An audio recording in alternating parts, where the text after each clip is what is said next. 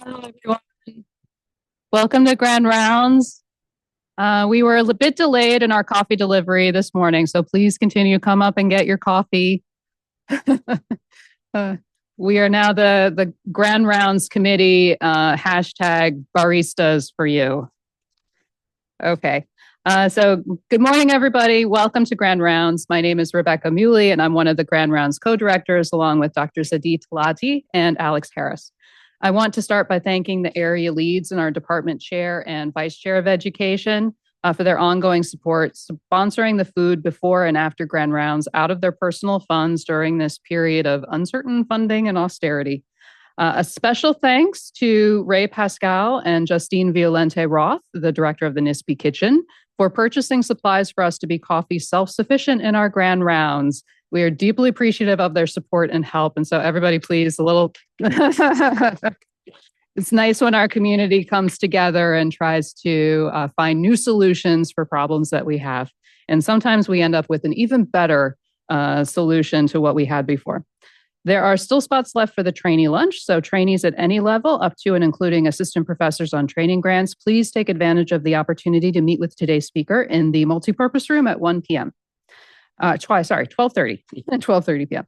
We highly encourage nominations for internal speakers for the upcoming academic year. And if I'm able to click over to the next.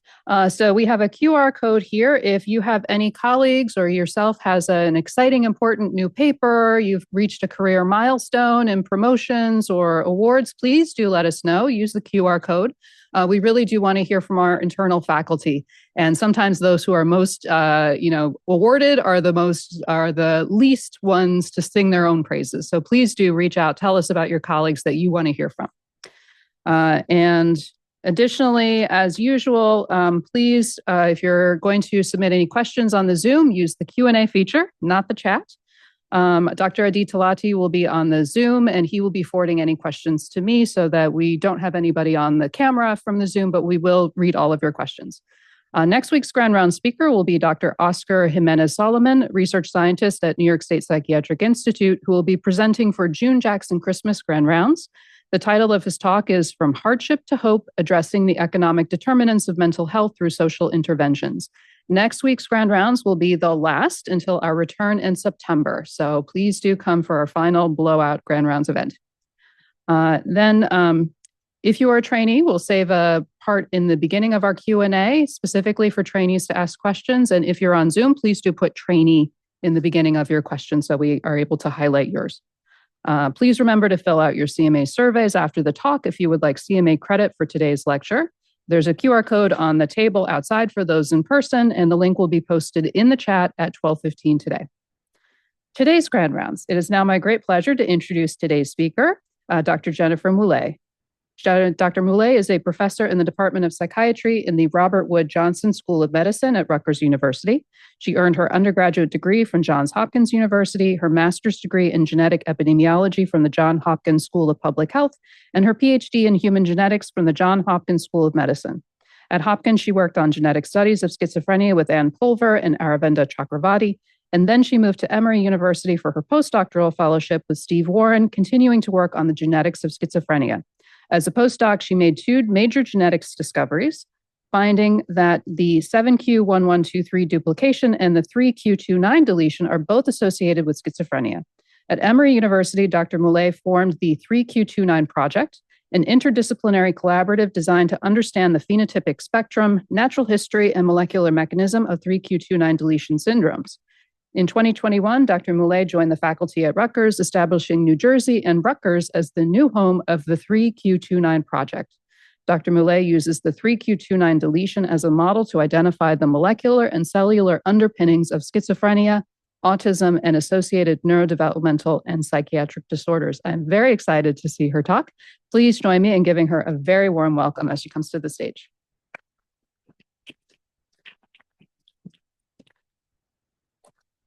Thank you so much for having me. I am so excited to tell you about the work that I'm doing.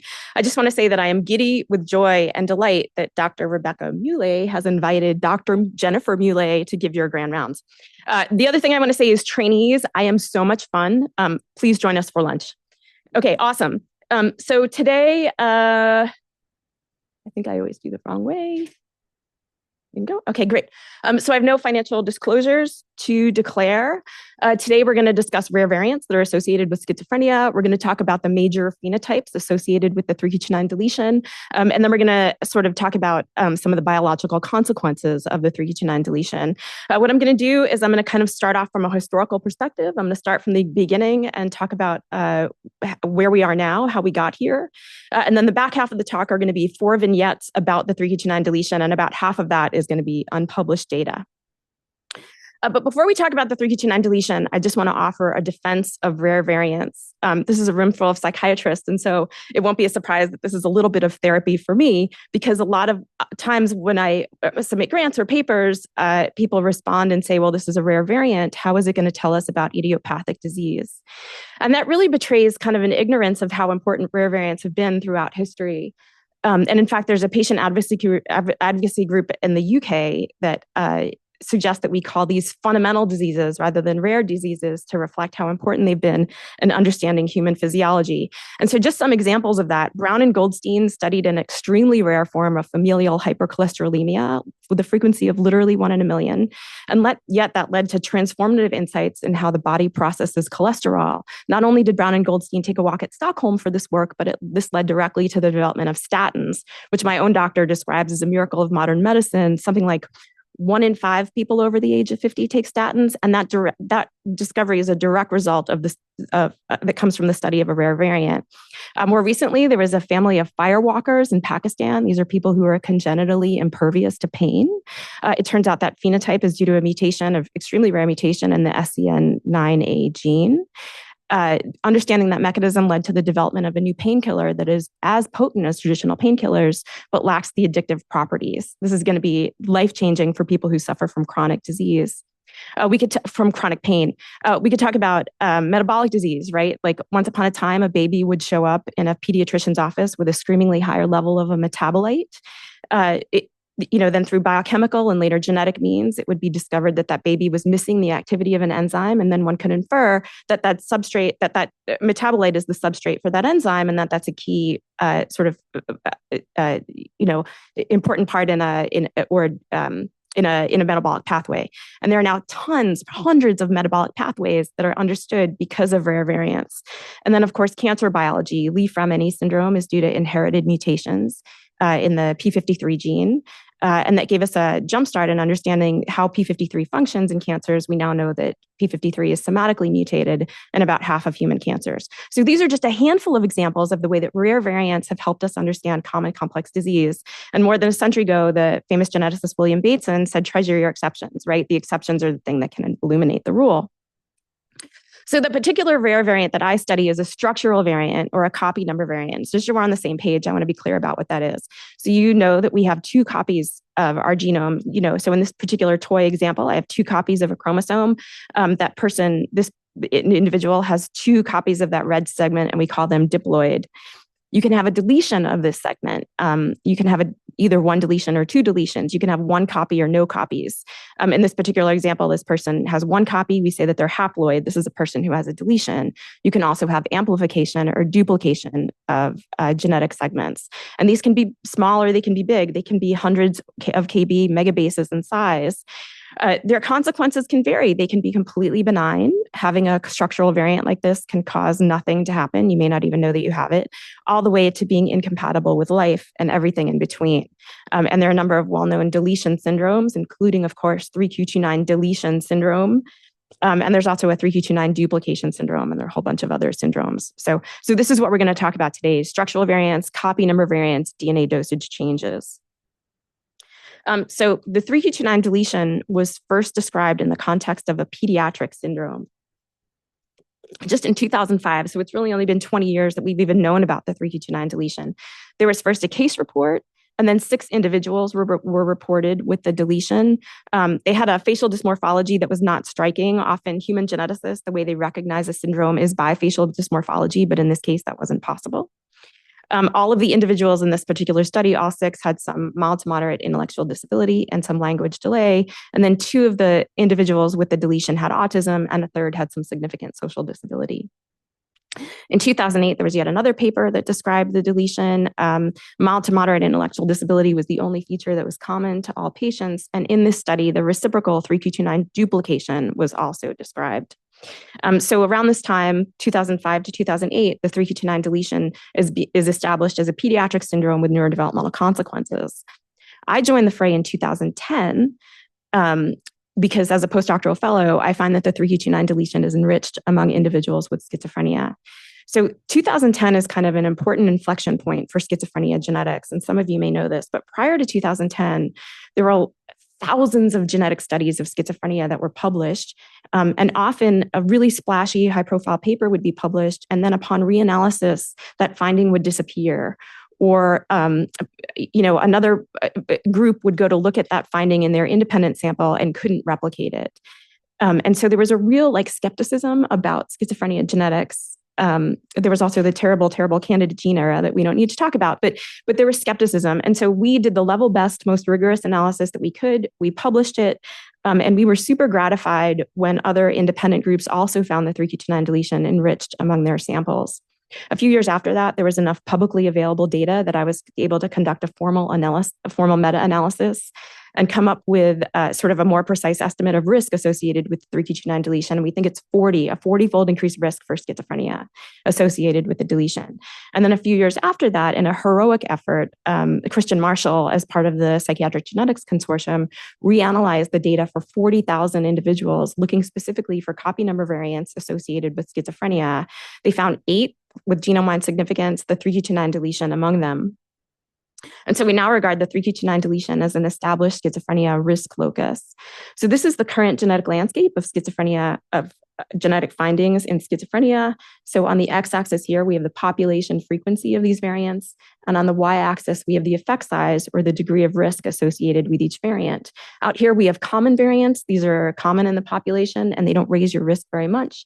And then as these variants get progressively more rare, they seem to increase your risk a great deal.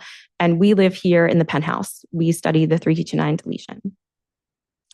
So this is the 3q29 deletion. This is human chromosome 3. We're way out here near the telomere on the long arm of human chromosome 3. And if we blow up the 3q29 interval, this is the typical deletion. It's about 1.6 megabases, and about 90% of the study subjects that we see have the same 1.6 megabase deletion. So these individuals have one copy of these 21 genes, and it's right here, right? This is the answer. There is something about having a single copy of one or more of these genes that renders some people uniquely susceptible to schizophrenia, right? It's here. We just have to figure it out. And you probably have figured out that I wake up in the morning thinking about these genes. I go to bed at night thinking about these genes. Sometimes I dream about them because the answer is here, and it's just up to us to figure this out. Okay, so it's 2021. We published this paper in 2010, and then in 2021, I took an independent faculty position. And I quickly realized, even though the 3q29 deletion has such a high effect size for schizophrenia, that no one was going to love this variant the way that I did. And if I wanted it to be meaningful, it was really down to me to make it happen.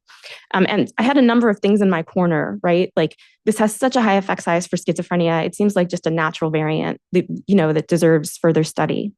As I mentioned, there were lots of rare variants that shed light on other common complex disease. And so we kind of had a roadmap, right? There was a precedent for what to do.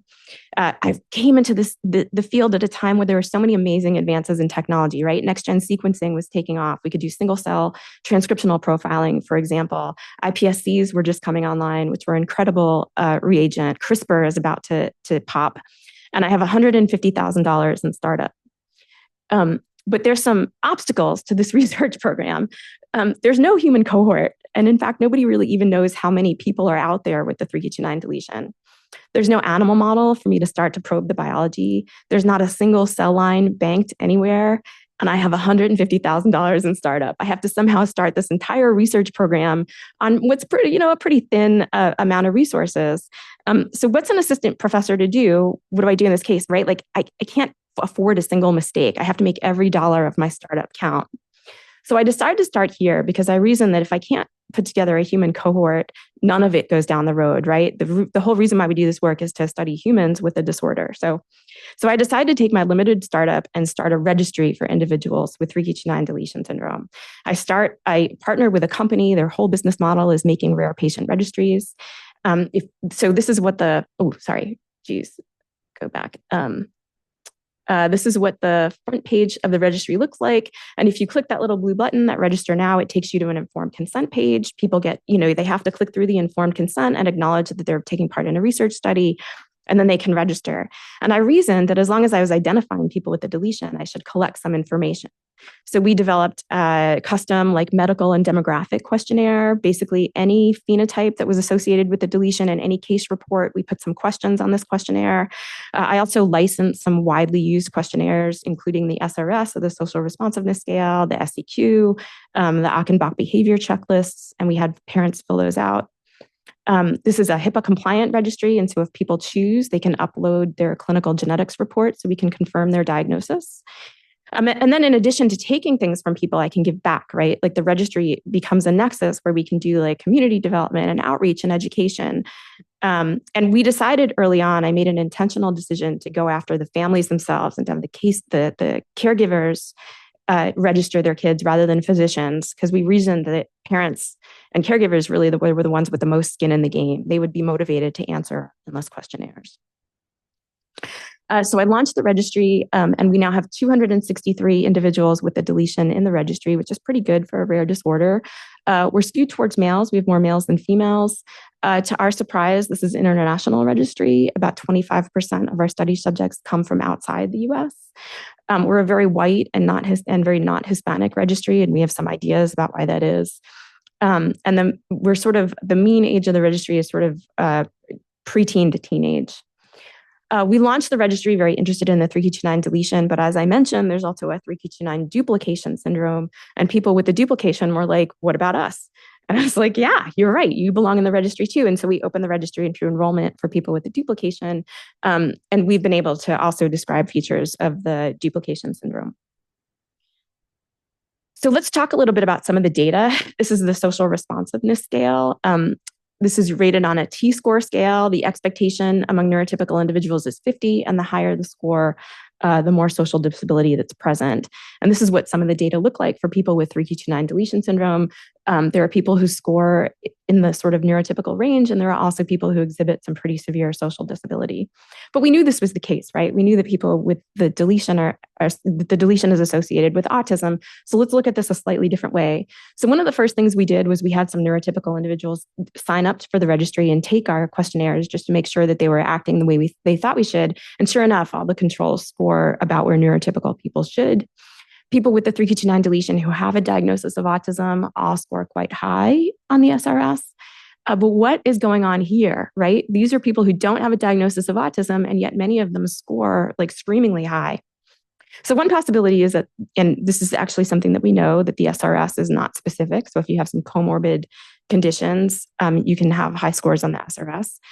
Another possibility, though, is that people with the 3q29 deletion aren't being evaluated for autism. And we asked a couple of parents this question, and one parent said, our doctor told us our son was too verbal to have autism. Another family said, we asked the school about getting tested for autism, and they told us we were already getting all the services that we're entitled to, and a diagnosis of autism wouldn't help, right? So that's not being evaluated by gold standard instruments in any way. And we realized that some clinicians may not understand that autism is associated with the deletion and that it's worth it's important to be evaluated. And so this is a key limitation of self-report data. And we realized that we really needed to do some direct evaluation. And part of our questions were, right, I mentioned that there's some mild to moderate cognitive disability associated with 3q29 deletion syndrome. And there's this outstanding question, right? You guys know the way that there's no blood test or biomarker for people with schizophrenia. The way we elicit that phenotype is by talking to them, right? By asking questions and interviewing them. And there's a question, if people have cognitive disability, can you really diagnose? Do they really understand the questions, and can you really diagnose schizophrenia? If I'm proposing that this is a model of schizophrenia, I sure better figure this out, right? Are these people cognitively intact enough where we can legitimately diagnose schizophrenia? Assuming that that's true, are there early signs of schizophrenia? And specifically, right, those high SRS scores, is that autism, or is that early social withdrawal that's part of the schizophrenia prodrome? That's something we'd like to figure out. And we don't know if there are any other comorbid neuropsychiatric phenotypes in this population. And so we really need to evaluate our individuals directly. So as I mentioned, I didn't have a ton of resources and the registry cost something to maintain. And so at this point, I'd written like 1 million pilot grants, small pilot grants for like $30,000, $50,000. It wasn't really 1 million, it was like 8. But every single one was not funded. And reviewers would say things like, this doesn't seem very important. Or they'd say, you're never going to get enough people. And every time I got a review like that, of course, it broke my heart. And at some point I was like, well, if I'm going to get my heart broken, it should be not for $30,000, it should be for $3 million, right? And so I threw caution to the wind and I wrote my dream grant. And sure enough, we got funded. And so here, what we decided to do was bring people with the 3q29 deletion into Atlanta, where I was at the time, and evaluate them across, kind of in a transdiagnostic way across multiple phenotypes. We were going to collect biosamples from these individuals and create a publicly available resource. And then we were going to, from our study subjects, make IPS lines and start to look at the biology. And this got funded in 2010. So it's just 8 years ago. This is the first time that we're putting eyes on people with the 3q29 deletion, doing any kind of systematic evaluation. And we're just about to get biosamples. So we're super excited. So it seemed like such a gift to be able to bring people with the deletion in. We really wanted to be sure that we were maximizing the amount of information that we got. So I put together a crackerjack clinical team. We had space at the Marcus Autism Center to evaluate people. I had an amazing study coordinator who arranged for travel for people, from their home to arriving at the Marcus Autism Center. They were sort of cared for the entire way. And then these are sort of the different domains and the different instruments that we decided to use to evaluate. And this was just such a fun and incredible study to do. So before the pandemic shut us down, we brought 32 people in with the typical deletion. Their age ranged from just under 5 to about 39. We had more males than females, which is consistent with that distribution we saw in the registry. For 2 of the families, we could confirm that the deletion was inherited. For the remaining families, it was either de novo or unknown. We were in the Southeast, but we actually got people kind of from really all over, including outside the US. We had people from Canada, people from the UK. And we also had a real range of socioeconomic status. We were a little worried that only like the wealthiest people could afford to take off time from work. But we actually had a number of people who it was their first time in a plane was coming to our study. So we feel like we did a really good job of being representative. So here's a primary result of our study. We see that about a third of our study subjects qualify for a diagnosis of intellectual disability.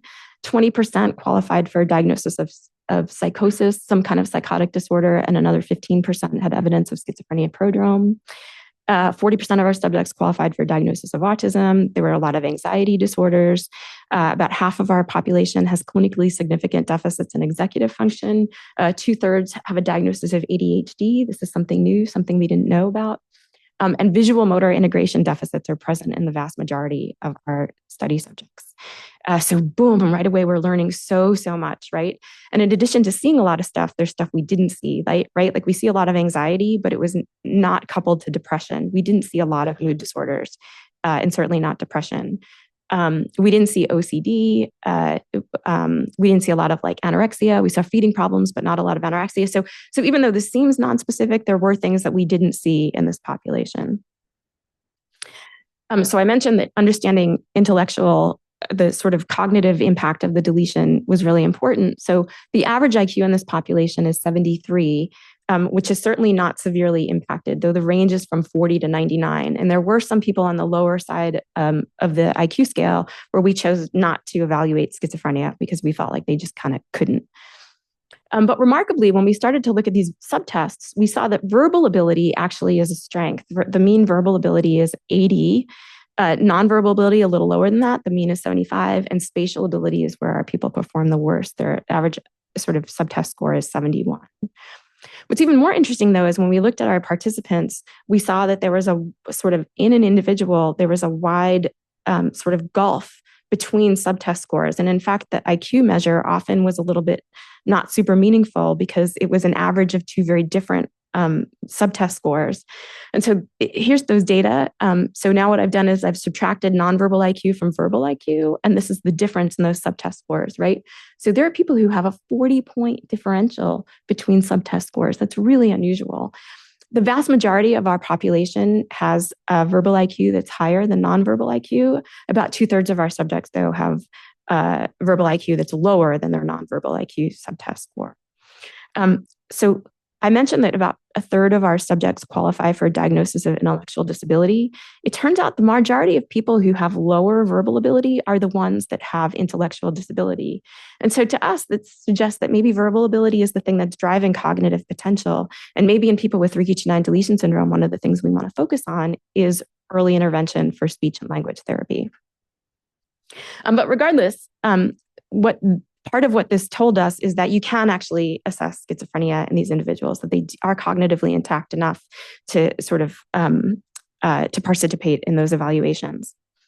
I mentioned visual motor integration. I want to play a little game with you. So here's a figure. And if I asked you to draw this figure, I want you to think about how you would draw it, right? So you would probably draw a line and a line and another line because you are kind of integrating, right? You're seeing this as a cohesive thing.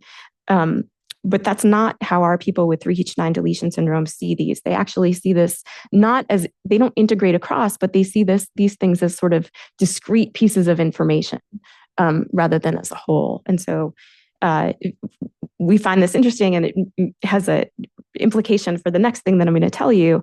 But deep phenotyping was phenomenal. It helped us understand so much about the syndrome, and not only quantitatively, but qualitatively, there are some aspects that we could pick up. So as I mentioned, it was a gift to bring people in. And again, we were like, what else can we do? As long as we have them here, could we do neuroimaging? Could we get people into the MRI machine?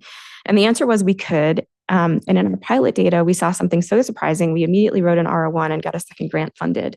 So what I want you to look at first is the cerebellum of this representative healthy control. And you can see that the cerebellum kind of fills out that brain cavity very nicely. And then look at our 3q29 deletion subjects, right? You can see this from across the room. That cerebellum is quite small. You don't need a bunch of fancy statistics to see it, but of course, we're going to apply some fancy statistics.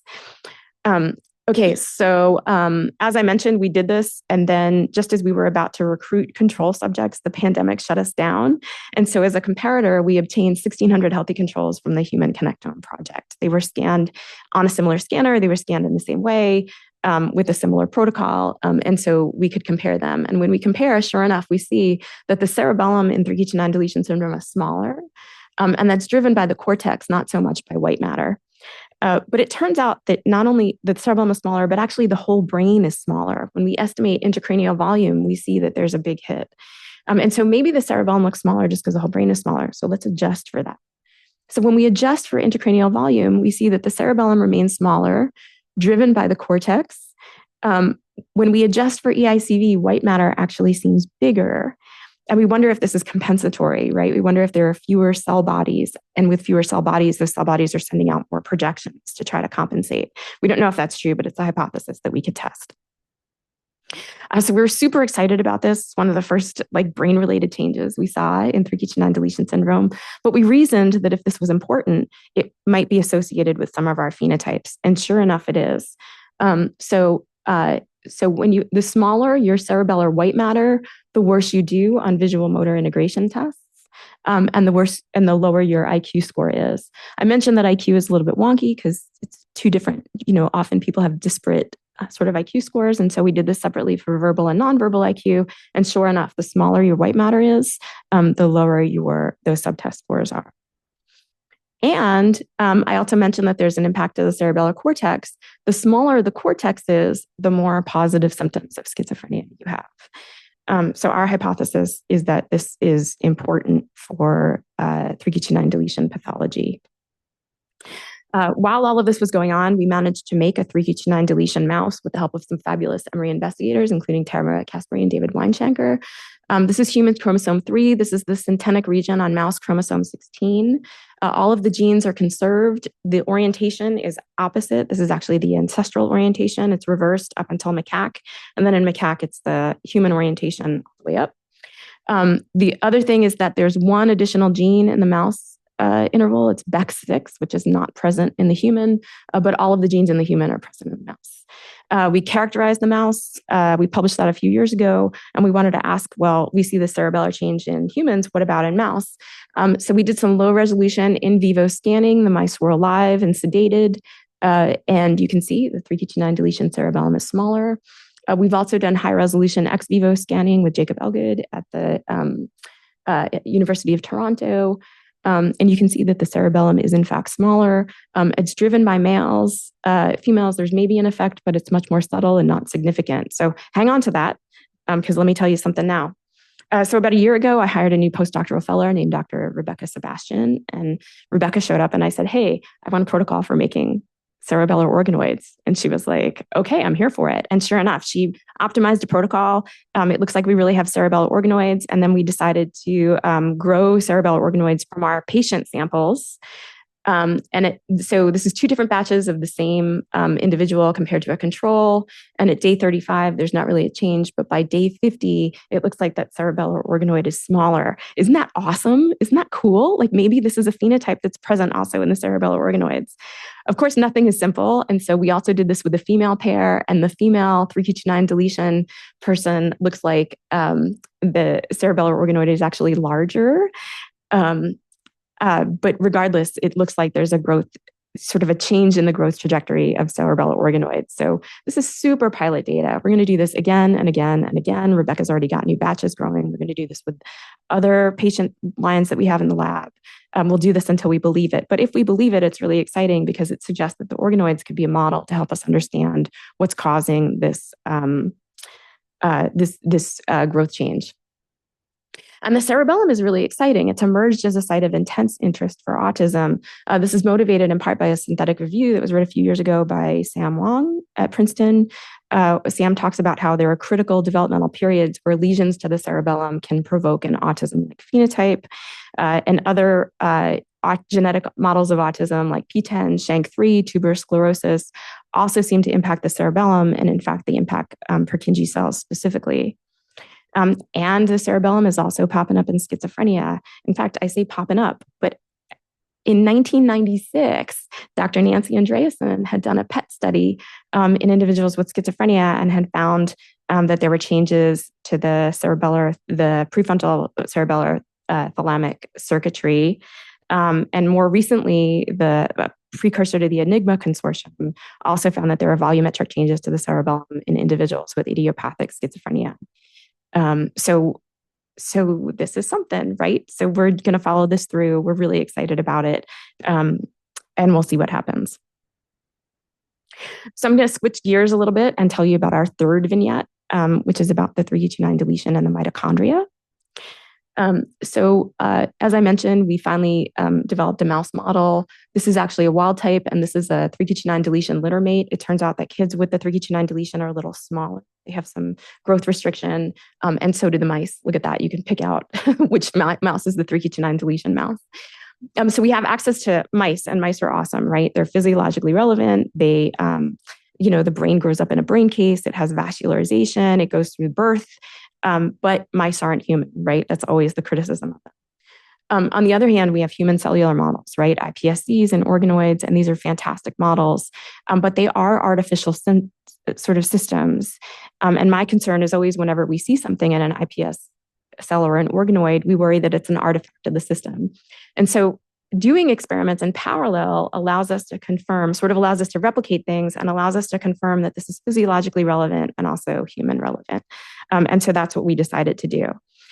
So we are going to do now some transcriptional profiling, some single-cell RNA-seq. We, of course, launched this before we know about the cerebellar change, and so we do this in cortex. And what we ask is, we can find genes that are differentially expressed in mouse cortex. We can find genes that are differentially expressed in human organoids. But this overlap, I'm not saying there's not gold out here and here, but this overlap we might view as our highest confidence targets. That might be what we sort of prioritize. I'm proud of many things that my lab does, but getting this animation to work was like a top 10 achievement. So in addition, we're going to use a single cell sequencing strategy, and we're going to vary our developmental time points. So here's a schematic of the experiment that we did. We grabbed some human cortical organoids, we grew them up, and we harvested them at day 50 or at day 360. And then we also took mouse isocortex at day P7, postnatal day 7. We dissociated, we did a lot of QC. We used the 10x genomics platform, and then we used the standard Cell Ranger and Seurat pipelines. We initially focused on neurons, and we asked about organoids, and we asked about overlap. And this was led by a postdoctoral in the lab, Ryan Purcell, who's now an assistant professor at Virginia Tech, and Ezra Suffolk was a PhD student who's now a postdoctoral fellow at Princeton. And every time whenever I show this slide, Ezra and Ryan sit with their head in their hands because I told you in 10 seconds what it took like 2.5 years for them to do.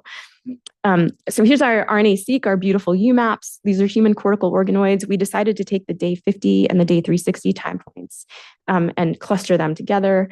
And this is our mouse isocortex, lots of cells, so beautiful. When we took our human cortical organoids, when we took this UMAP and we colored it by time point, all of the cells here in these clusters are from the 2-month organoids, and here from the 12-month organoids.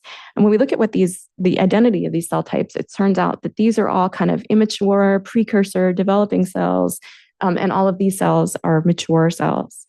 And so we really, in this experiment, we kind of maximized the cell types that we assayed. Okay, so what does the overlap look like? So we're going to look at excitatory neurons. In mouse neurons, we found 1,700 differentially expressed genes. In human organoids, we found 1,000 differentially expressed genes. 328 of those were in both experiments, which is a ridiculous, highly unexpected overlap. And importantly, in that sort of overlapping segment, we have genes in the 3q10 interval. So that's a really nice positive control. But let's be even more rigorous. Let's require not only that genes are changed, but that they're changed in the same direction. And so we had 94 genes that had decreased expression in both systems and 82 genes that had increased expression in both systems. Okay, so let's take those genes, let's pour them into a pathway analysis, and let's see what they are. And we just come up with mitochondria. And we were like, oh, we don't want to look at the mitochondria. This program must be faulty. Let's use a different program. And no matter how we analyzed the data, mitochondria came up. And we were like, okay, I guess we got to look at mitochondria. So the first thing we did was we started looking at protein. We wanted to ask, this is just RNA, is this meaningful? And sure enough, we see that different components of the electron transport chain are changed. So there's kind of this altered stoichiometry of electron transport chain components. Okay, so now let's ask about function. And to ask about mitochondrial function, we use the Seahorse analyzer, which is by Agilent. It measures these cellular indicators of mitochondrial function, such as the oxygen consumption rate, which is tied to oxidative phosphorylation. We incubated cells for 48 hours in either glucose. When you give cells glucose, they'll use glycolysis to generate energy. We also incubated them in galactose. When cells have galactose as an energy source, they're forced to use oxidative phosphorylation. To do this, we created an HEK cell line that was isogenic, so we had an intact cell line, and then we pulled out the 3q29 interval and compared those. But these results have been replicated in NPCs and now in rats as well. Okay, so what I want you to focus on first is the left side. These are control cells, and when we incubate those in glucose, they have some oxygen consumption. But when we incubate them with galactose and force them to use oxidative phosphorylation to generate ATP, you can see that oxygen consumption goes way up, right? Indicating that they're now using oxidative phosphorylation. But look at the 3q29. 3q29, nothing happens. There's really no difference. They're using about the same amount of oxygen, whether they're in glucose or galactose. So we interpret that as the 3q29 deletion cells have reduced spare capacity. They have sort of or limited metabolic flexibility. In response to changing energy sources, they really can't ramp up use of the mitochondria any more than they already are. It may be in this case that no matter what the condition, mitochondria in 3q29 deletion cells are already working flat out as hard as they can. So is this important? Is this relevant? Well, it turns out that for years now, there's been this whisper of a mitochondrial signature in schizophrenia and in multiple neurodevelopmental disorders. And just like I didn't want to look at the mitochondria, I think a lot of us go, oh, mitochondria, that's too hard.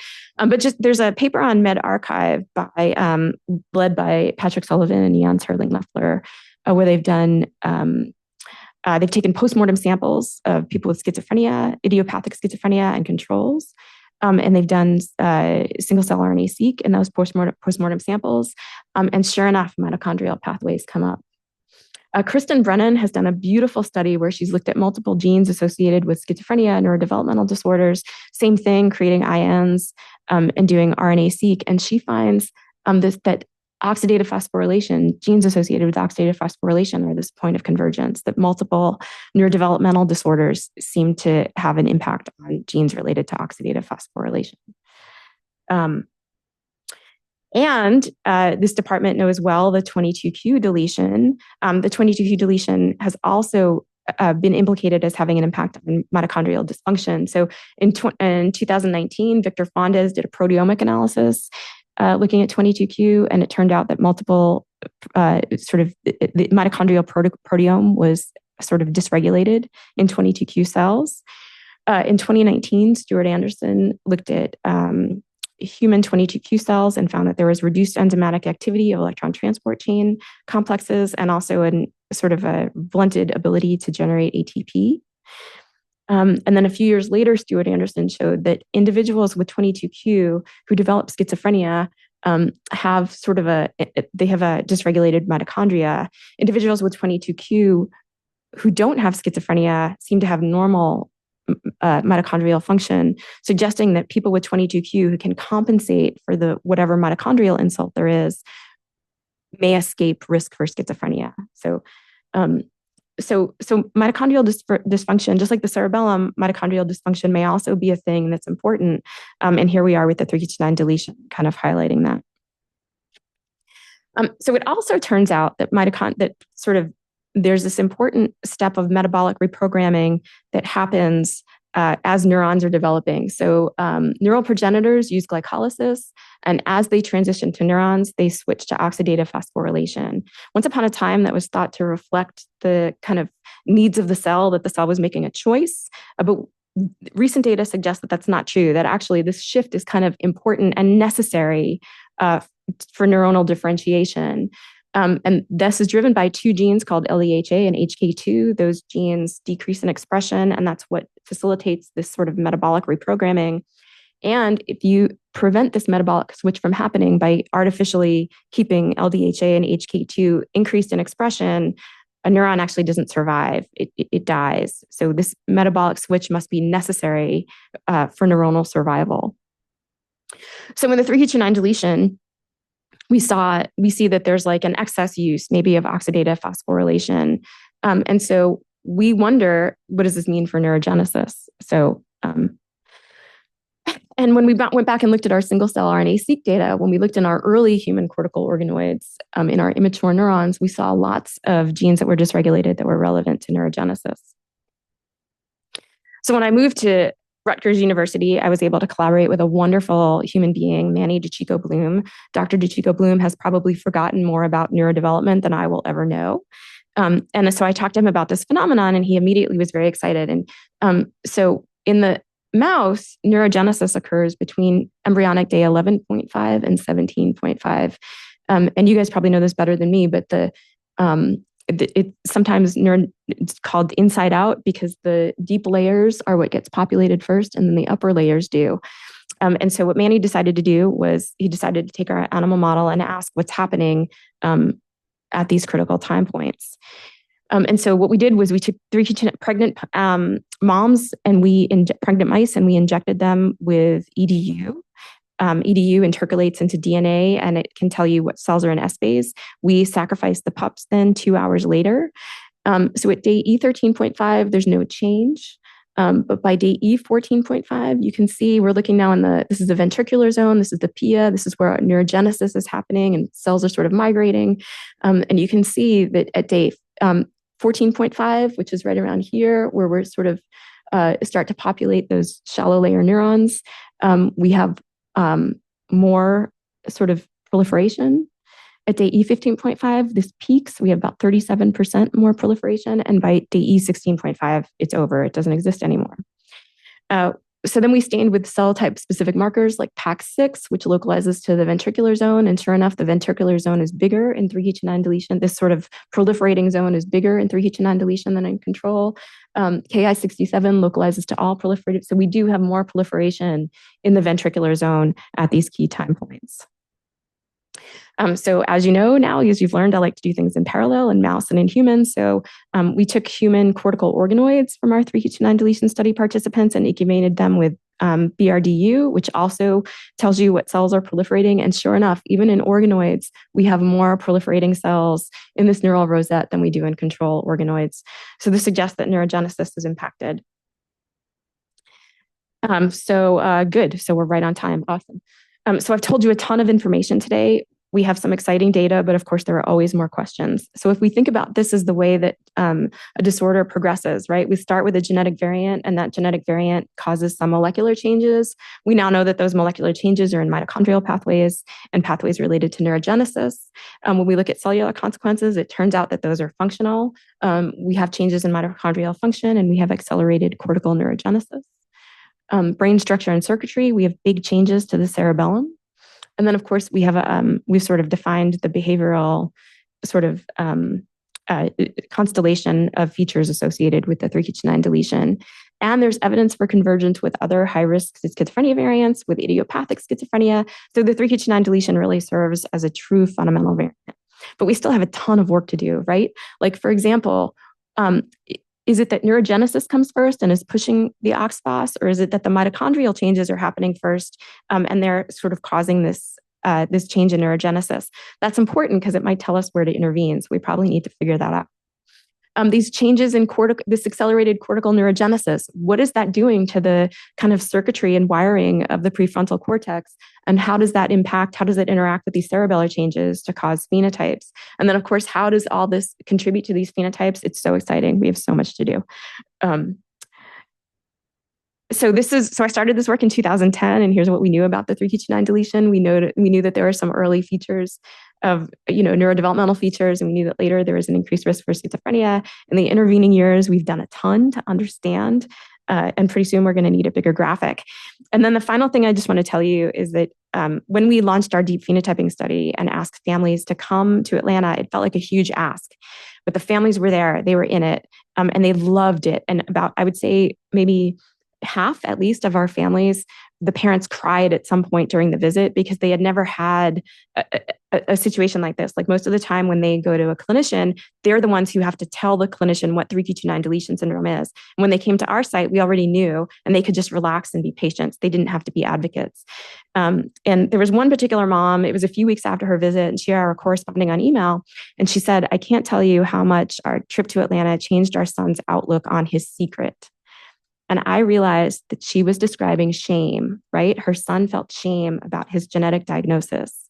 And there was something about coming to our site, interacting with our team, participating in research that legitimized his diagnosis, abolished that shame, and gave him a new outlook on himself. And so of all the things we do, I really feel like this is the most impactful. And I feel humbled and honored and grateful that I get to do this work. So I'm going to leave you with my funders and my collaborators. This is what my kids look like when I started this work, and this is what they look like now. So it's been a minute. Thank you so much for listening. This has been super fun, and I'd be delighted to take questions.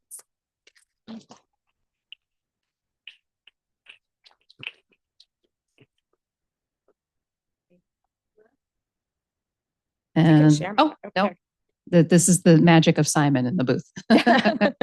Thank you so much, Dr. Mulle. That was such a lovely overview, and I think really exemplifies, the scientists who really pick the tool that matches the need. I really feel like you're showing us, like, following the data and using the tools that you need. But we'd like to open it first for the trainees.